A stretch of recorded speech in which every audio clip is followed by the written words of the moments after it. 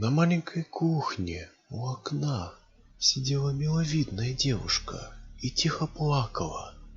Похоже, оперы уговорили ее выпить водки. Это правильно. Несколько часов в одной квартире с трупом никакие нервы не выдержат. Эксперт Мишарский вдохнул. Комната была большой.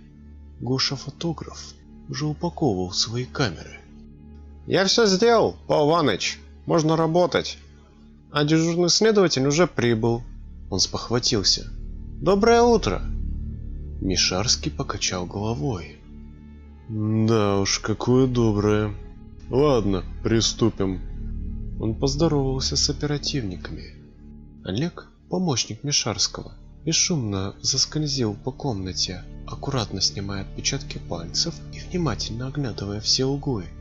Незнакомый опер просматривал бумаги на столе. Все были заняты, никто не смотрел на пол. А там, почти на середине комнаты, в луже крови лежал страшный труп. Пора было им заняться.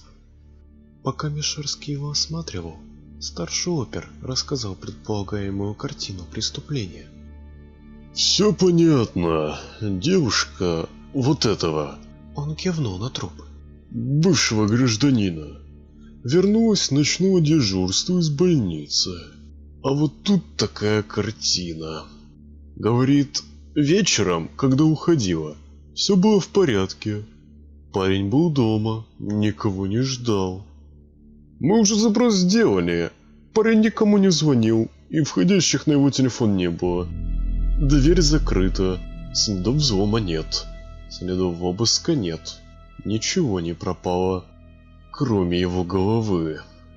Мишарский кивнул. У лежащего на полу трупа отсутствовала голова. Под телом расплылась большая лужа крови. «Так, а это что?» Старый эксперт заметил что-то под левой рукой покойника. Это был край старой фотографии, которую Мишарский аккуратно вытянул из-под тела. Видно, в момент смерти покойник ее рассматривал. «Олег, посмотри». Эксперт протянул фото помощнику. Тот осторожно принял карточку. Очень старая фотография. Возможно, середина позапрошлого века. Сохранность плохая. Пыль въелась, потертости есть. Изображение нечетко просматривается и сильный красноватый оттенок у сепии. Раритет, конечно, но в принципе ценности не имеет. Мишарский чуть прищурился. Изображение на фото было нечетким и мелким. Эксперт попытался разобрать подробности. «Пристань, пароход, толпа. Кажется, солнечный летний день». Долго его рассматривать было некогда. Надо будет эту карточку паковать отдельно. Мишарский, кряхтя, поднялся на ноги. Старший опер поинтересовался. «Ну, что скажете по делу, Павел Иванович?» «Все заключения послезавтра». «А на словах, если... Что мне следаку доложить?» «На словах... призанятно получается». Эксперт собрался с мыслями. Парень был в квартире один. Между полночью и половиной первого он находился в комнате. Стоял лицом к этому столу и рассматривал фотографию. Вдруг перед ним появилось что-то или кто-то. Откусила голову и исчезла. Парень даже испугаться не успел. То, что кусало, находилось спереди и чуть сверху. Судя по характеру повреждений, голову именно откусили. Зубы крупные, плоские, треугольные, острые как скальпель. Но никаких других следов нападавшего, как видишь, вроде бы нет. После падения тело никто не трогал. Такое впечатление, что голову съели. От головы должны были лететь капли крови во все стороны. А их нет. Будто мгновенно откусили и пасть закрыли. Звучит это все как бред. Но я эксперт, а не следователь. А рассказываю, что есть. Опер после этого монолога стал бледен и задумчив. «А что мне следаку доложить?» «А вот это и докладывай!» — усмехнулся Гоша. «Ну ведь так не бывает!» Гоша хлопнул опера по плечу. Все бывает. Просто не во всем мы умеем разобраться. Ты не грей голову. Помурыжат этот висяк пару месяцев, да и сдадут дело в архив, вот увидишь. Осенние вечера начинаются рано. Мишарский сидел за рабочим столом и, вооружившись лупой, рассматривал старое фото, которое вынул из-под обезглавленного покойника. Было темно. Мишарский не любил искусственного света люминесцентных трубок дневного освещения на потолках экспертного отдела. Горела только настольная лампа, и ее света эксперту хватало.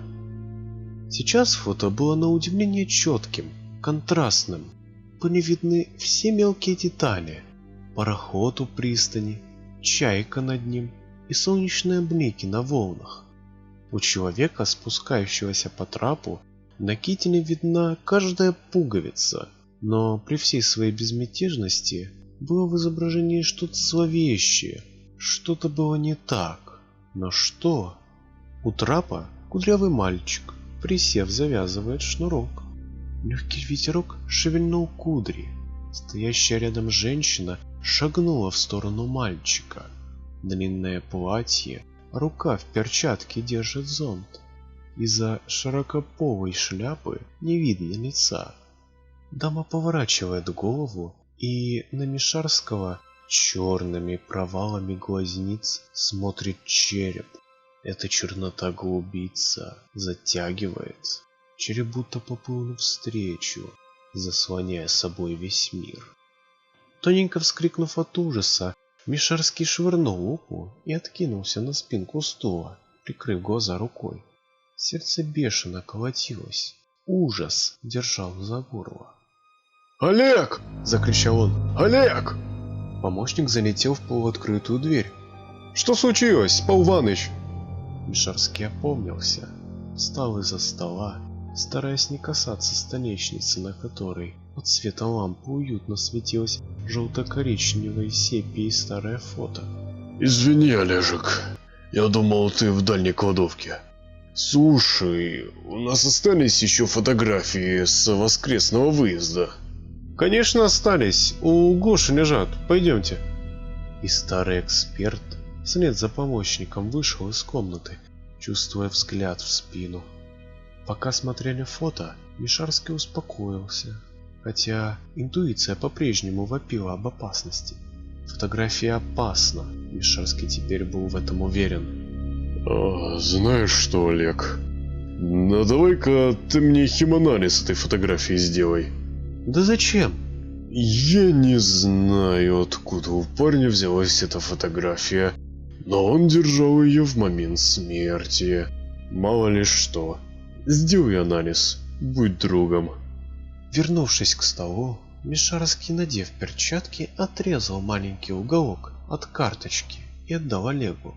Саму же фотографию сложил в полиэтиленовый файлик, а потом в непрозрачный конверт. А это мы отправим к прочим вещдокам. Во вещдоках этот конверт будет пылиться десятилетиями. Теперь Мишарский знал, что интуиция не подвела, что череп под женской шляпой не галлюцинация. Никакое старое фото не могло само по себе изменить цвет сепии с красно-серого на желто-коричневый за пару дней. Что химанализ ничего не даст, Павел Иванович был уверен.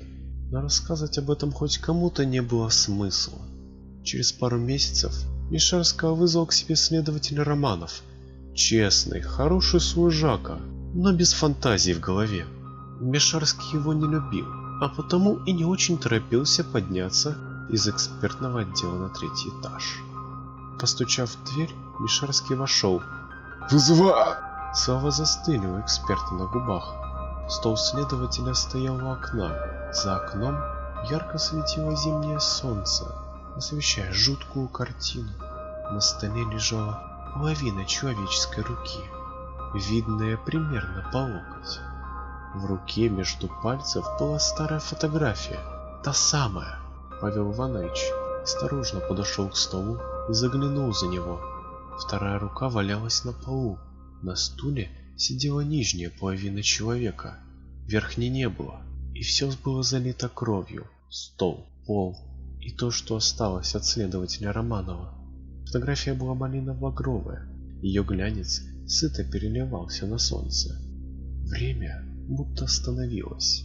Мишарский осторожно взял со стола пару листов бумаги и медленно скомкал.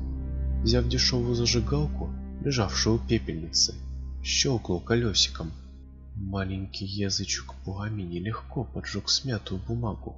Мишарский бросил горящие бумажные комки на старую фотографию, схватил еще несколько листов и тоже скомкал и положил в огонь.